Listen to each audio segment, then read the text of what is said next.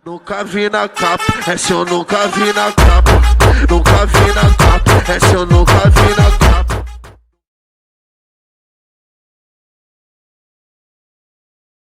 Dengar kisah khabaran zaman masa kerajaan Nabi mulia, masa kerajaan Nabi Sulaiman yang menghukum bansi gomdonya.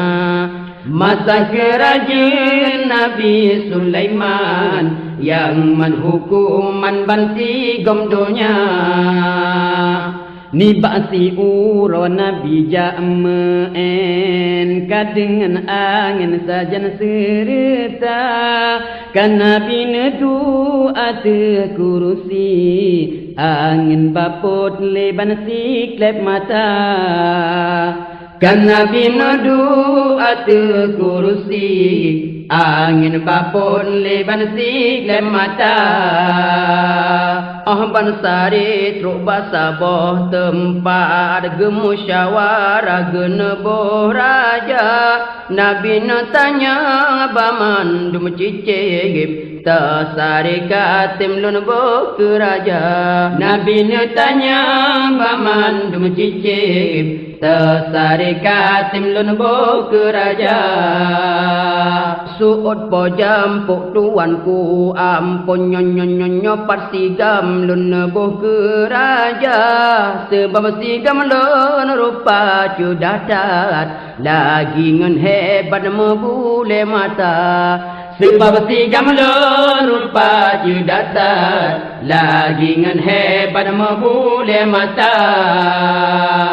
Mata di bulat babah mekuet lepas tersabit sigam ke raja. Nabi Sulaiman masanyan deseheh nekem dum cicim lain surak mebura. Nabi Sulaiman masanyan deseheh nekem dum cicim lain surak mebura. Temah disuud burung kedodo menghanjir jampo balun ke raja. Sebab balunnya letar piasan lun peh janang perang malam juna. Sebab balunnya letar piasan lun peh janang perang malam juna. Temah disuud tutuk berago hana muso solake ke raja. Sedangkan jilon kupiah buso hana si uro lake ke raja. Sedangkan jilon kupiah buso hana si uro lake ke raja. Dicicim pala di gro-gro belambung, dicicim burung sura mebura. Berjua balai sura di samping, cicim pereling di sama-sama.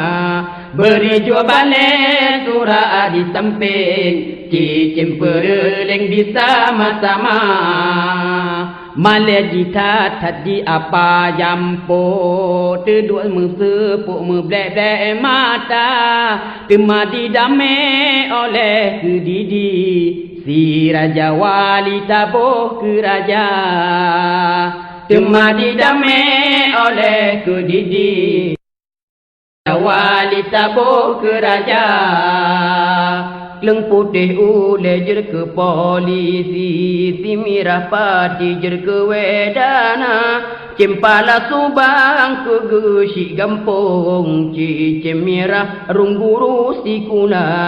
Cempala subang ke gesik gampung, cicim mirah rungguru si kuna.